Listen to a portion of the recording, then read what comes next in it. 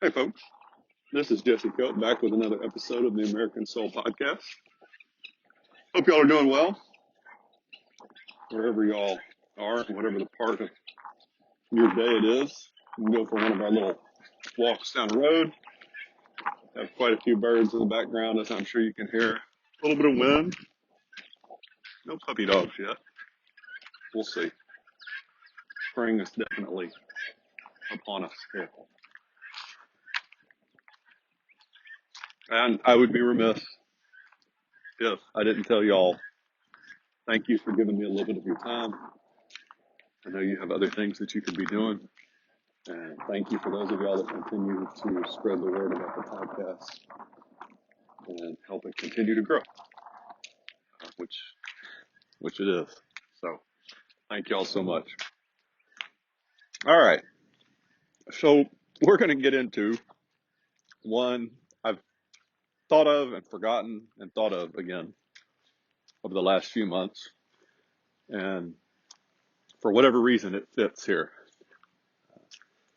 If y'all are, I'm going to give you a little heads up too. I meant to do this. I think I have found a resource that I'm pretty excited about. We'll see. I'm digging into it though, but hopefully the next few podcasts I'll be able to share it with you. It's pretty phenomenal. It took me a while to pull the trigger on it, but I'll dig into it and we'll get to talk about it some. This though goes back to 1960s, I think. I'll look at the date again in just a minute. But it is a radio personality that some of y'all are going to know, some of you may not, who was around for a long time. I grew up hearing him quite a bit during the summer, at least. My parents would listen to him. The guy's name is Paul Harvey. And just a few things that I remember. It always seemed to be a real short segment that he did each day. I think it was each day. And there were two things that I really remember. He would do bits and pieces of the news, whatever he found important. And there was always the rest of the story, which was, he was a great storyteller. And he would kind of leave you hanging at the end, and they would go to commercial break or whatever. And then he would come back and tell what he always called the rest of the story. And even as a kid, I remember being intrigued by it. So he must have been pretty good to keep a kid's attention. And the other thing I remember is that, at least from outward appearances, he really was a man of integrity. He would not allow advertisers unless he had tried the product himself first and actually liked it and used it. So it wasn't just a matter of money. And I'm sure some of y'all have a lot more memories than I do of specific episodes, things that he talked about. One thing I did not know until I was an adult, what I'm going to read to y'all today, is that every so often he would do a section. Ooh, that wind just picked up. I hope that's not too bad for y'all. He would do a section called If I Were the Devil. It's pretty famous. He did it multiple times over the years. You can look it up online. And there's a few different versions because it wasn't exactly the same each time floating around out there. The one that I pulled up, theoretically, is from April 3rd, 1965 on ABC Radio. I'm going to read through this, and then we'll talk about it a little bit. If I were the devil, if I were the prince of darkness, I would, of course, want to engulf the whole earth in darkness. I would have a third of its real estate and 4/5 of its population, but I would not be happy until I had seized the ripest apple on the tree. So I should set about, however necessary, to take over the United States. I would begin with a campaign of whispers. With the wisdom of a serpent, I would whisper to you, as I whispered to Eve, do as you please, do as you please. To the young, I would whisper, the Bible is a myth. I would convince them that man created God instead of the other way around. I would confide that what is bad is good, and what is good is, quote, square, unquote, or good. In the ears of the young marrieds, I would whisper that work is debasing, that cocktail parties are good for you. I would caution them not to be extreme in religion, in patriotism, and moral conduct. And the old I would teach to pray. I would teach them to say after me, Our Father, with art in Washington. If I were the devil, I'd educate authors on how to make lurid literature exciting so that anything else would appear dull and uninteresting. I'd threaten TV with dirtier movies, and vice versa. And then, if I were the devil, I'd get organized. I'd infiltrate unions and urge more loafing and less work, because idle hands usually work for me. I'd peddle narcotics to whom I could. I'd sell alcohol to ladies and gentlemen of distinction. And I'd tranquilize the rest with pills. If I were the devil, I would encourage schools to refine young intellects, but to neglect to discipline emotions. Let those run wild. I would designate an atheist to the front for me before the highest courts in the land, and I would get preachers to say, She's right. With flattery and promises of power, I could get the courts to rule that what I construe is against God and in favor of pornography. And thus I would evict God from the courthouse, and then from the schoolhouse, and then from the houses of Congress, and then in his own churches. I would substitute psychology for religion, and I would deify science, because that way men would become smart enough to create superweapons, but not wise enough to control them. If I were Satan, I would make sure that the symbol of Easter was an egg, and the symbol of Christmas, a bottle. If I were the devil, I would take from those who have, and I would give to those who wanted, until I had killed the incentive of the ambitious. And then my police state would force everybody back to work. Then I could separate families, putting children in uniform, women in coal mines, and objectors in slave camps. In other words, if I were Satan, I'd just keep on doing what he's doing. Paul Harvey, good day. And that's how that was his ending. I didn't execute it very well for those of y'all that know Paul Harvey, but that was how he signed off each day. Paul Harvey, good day. We could talk about this for a long time. I do read one more quote before we start, or I start trying to pontificate any, and that is a quote from General Omar Bradley, one of the main U.S. Army field commanders in North Africa and Europe during World War II, and the first officer assigned to the post of Chairman of the Joint Chiefs of Staff. And this is a quote from 1948, a few years after World War II. We have grasped the mystery of the atom and rejected the Sermon on the Mount. The world has achieved brilliance without conscience. Ours is a world of nuclear giants and ethical infants. Thought that went along pretty well with Paul Harvey's comment about the ability to create super weapons, but not being wise enough to control them. There's a lot of good stuff here, folks, in the sense that it's true, and it's what the left has been doing in the United States really for about 80 years now. It started with separation of church and state, which we hammer here, those court decisions that took God out of, as Paul Harvey said here, out of the courthouses and then out of the schoolhouse. Those were completely unethical, immoral decisions with no basis because they couldn't find anything in the Declaration of Independence or the Constitution to kick God out. So they went to a private letter of a president and then pretended that that really was what the founders meant, which either shows gross ignorance on the part of Supreme Court judges that are supposed to know the history and heritage of our country, or malevolence. And we've talked about that, and we'll continue to talk about that quite a bit. The fact that he's talking here about do as you please to the young and the Bible is a myth. We teach that in culture. We refuse to even talk about God. There's a great quote by Reagan that I can pull just enough of about Christmas that says we're allowed to talk about snowmen and reindeer and Christmas trees and everything except about the person whose birth Christmas actually is. And he goes, one wonders how a teacher would answer a student if the student asked what the point of Christmas was.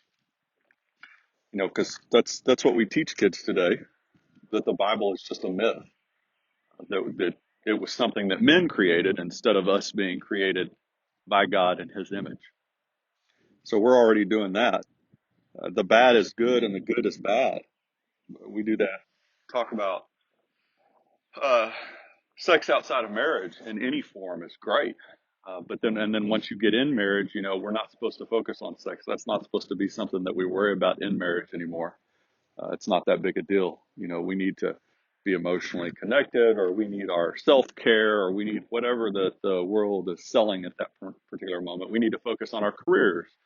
We need to focus on our children, but we definitely don't need to focus on God, and nor do we need to focus on our spouse and loving them. And then we take those things that God created. And I focus on sex here, folks, because that's what our society focuses on so much. And we twist it and we use it in ways: pornography, adultery, no fault divorce, LGBTQ, just heterosexual sex outside of marriage. And then you go a step further and you say, well, at least in the heterosexual part, had sex, got pregnant, don't want to deal with the consequences, so we'll just go take care of that because it's just a clump of cells and get rid of that.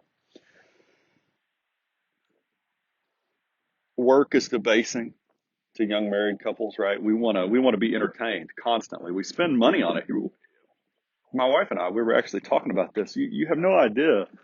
I think Netflix just recently upped the cost, and we were looking at it and just decided, you know what, this is, and it's not much, folks, but it is an amount each month that we're spending when you really think about it, just to be entertained. What are we getting out of it most of the time when you're watching Netflix? I'm sure some of y'all out there watch historical documentaries, or you get some intellect out of it.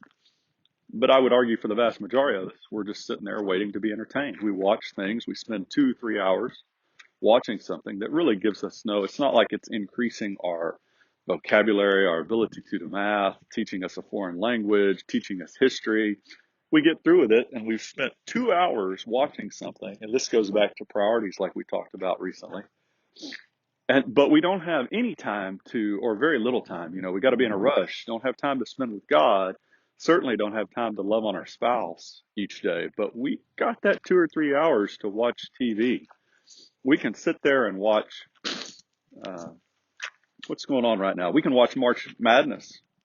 Sure, basketball game. We can watch 2 or 3 of those for a few hours. We can watch reality TV, whether it's a talk show or Survivor or whatever else it is that you want to watch. We can sit around and watch romantic comedies, and we can watch Marvel action movies or whoever is in the latest action thriller. But we don't have any time for God, and we don't have any time for our spouse. So we got that right too. I thought it was really interesting when Paul Harvey said, tell the young not to be too interested in patriotism and moral conduct and religion, right? The Black Lives Movement and Antifa over the past few years have really accelerated that, because now it's almost, especially when you look at sports, which our young people are just absolutely inundated with sports, right? We spend more time in athletics than almost anything else for a huge chunk of society. We spend hours and hours doing athletics, and it's hard for us to even get our family together to get to church for less than an hour a week, right? But that's okay. That's normal. That's good. So we're not, and we don't want to. But what the sports are pushing, right, is, well, you kneel before the flag, and you turn your back on the flag, because God, that's just a symbol of racism and oppression and sexism. right? So you get the young people to where they're not interested in God and they're not interested in patriotism and or moral conduct, because that's offensive too, right? You can't tell anybody else what to do. Everybody's right from their own viewpoint. And then the old people, you get them, our Father which art in Washington, right? You get old, you start to get scared. Well, I need the government to take care of me. Nobody else is going to take care of me because we've so weakened the family bonds that your kids aren't going to come take care of you as an older person. So you need somebody to, you hear all these people, we get all riled up about Social Security, and I get it. Lord knows I've put more in probably than I'll ever get back based on previous careers. So I want that catch-all, that safety net. I need that.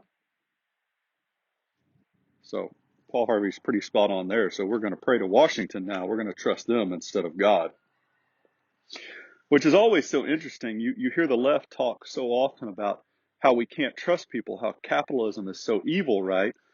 But yet they want us to implicitly trust a government that's made up of men. It doesn't connect. Dirtier movies, TV, books. I mean, we see this constantly. Even kids now today, the kids shows, the shows that are supposed to be for kids have LGBTQ sex inferred explicitly or implicitly, and you've got just, I mean, the people are half naked on TV and completely naked in movies. So it doesn't leave much to the imagination. And those are the only things that we're interested in. And then you throw in TikTok and Snapchat, Instagram Reels, or whatever else, so you can get pornography on demand on your phone. So we're doing a pretty good job there. Oh, this one was great. Sell narcotics to them, I could, and alcohol, right? And then tranquilize the rest with pills. If you don't understand it, folks, or realize it, the number of young people today that apparently have so many problems that they need to be medicated has just gone through the roof, right? Instead of discipline or anything else, we turn to a pill because Johnny or Susie, they've got ADHD or they've got this or they've got that, and they've got to be medicated. I mean, that's the problem. It surely can't be the fact that the parents have disengaged or that the marriage has fallen apart or that we're going to spend hours and hours focused on anything but God and our marriage and country. No, it can't be that. It must be that our kid just needs medicine. So we'll dope them up so that they act right. If you don't realize that, folks, go find a counselor somewhere at some school or a nurse or a doctor that you trust and ask them what the percentage of kids that are on medication is today. Then discipline emotions, right? Because we're all supposed to, however you feel is supposed to be legitimate. It doesn't matter what facts are. It matters just how you feel. And that makes truth, right? No. And then when you reject Jesus Christ, which is truth, that makes it even better, right? So we're just going to work on our emotions. Evict God from the courthouse, from Congress, his own churches. Oh, deify science, right? Because science now, Paul Harvey's statement there, that's just great because everything today seems about the science. Trust the science. Trust the science. Never hear anybody say trust God. Not from our politicians anyway, not from our leaders, the men and women who are supposed to be wise and knowledgeable and moral. You rarely ever hear them say trust God. But yet we're supposed to trust science, which seems to change quite often. Folks, and I feel really comfortable saying that because all of my degrees, bachelor's and master's, are in science. Big fan of science.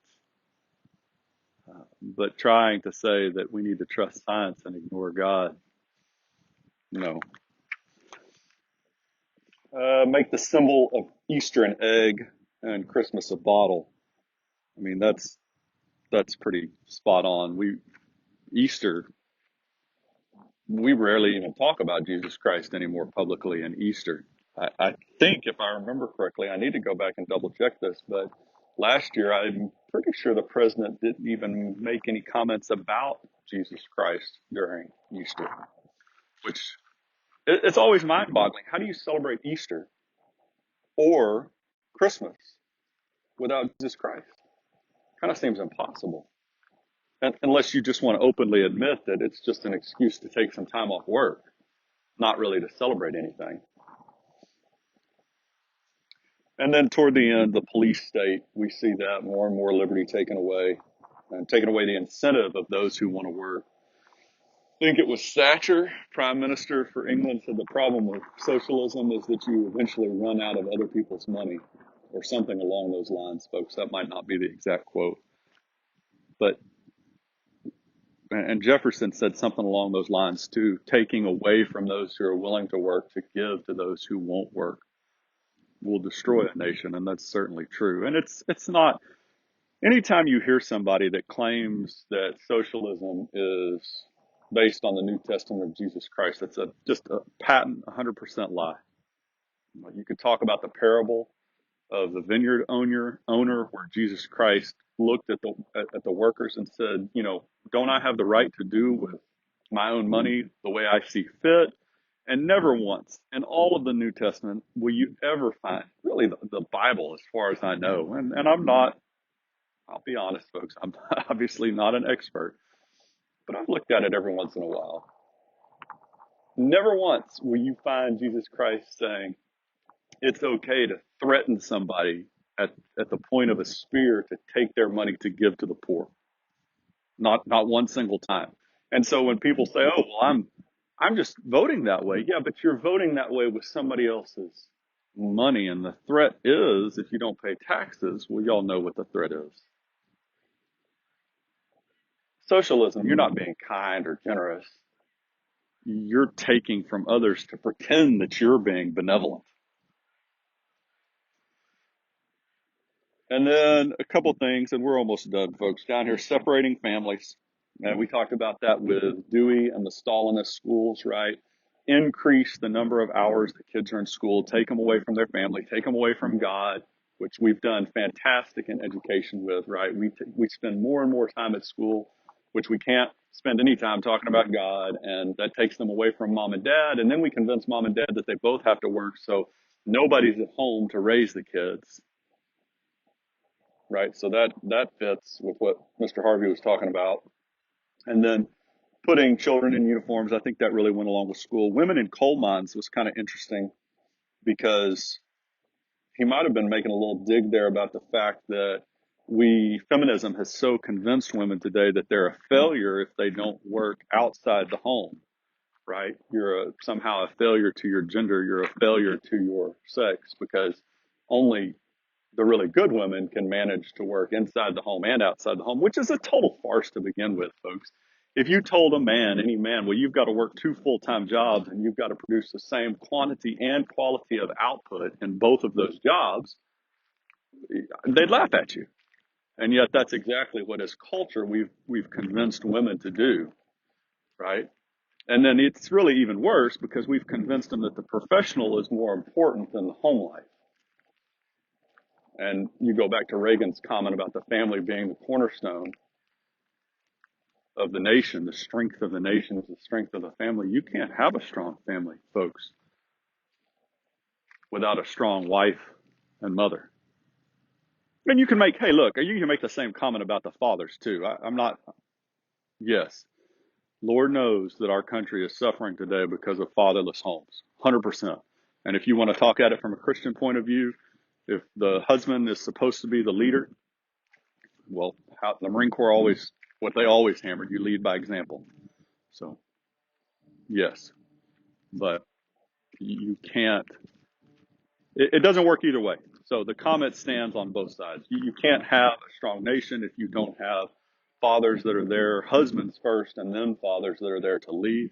And you cannot have a strong nation if you do not have wives first and mothers that are willing to put their husbands and their kids before themselves.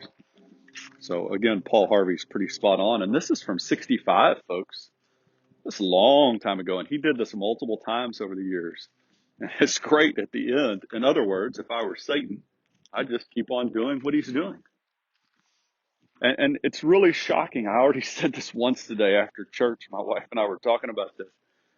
Or something, not this particular article, but we were talking about something along these lines. We look around and then we're shocked at what's going on. Like we I don't know if it's because we refuse to or we just can't make the connection between cause and effect. When you stand for immoral things, bad things happen. So what's the solution? The solution obviously is to turn back to God as a nation because this is a Christian republic in our individual lives. But even more importantly, this theme, what Paul Harvey was talking about here, folks, not more importantly, the most important is in your individual life to turn to God and Jesus Christ. But publicly, that's the problem we've got today, right? We've got both, but you've got to be able in a Christian republic to have the teachings of Christ at the center of your institutions, of your education, of your public policy.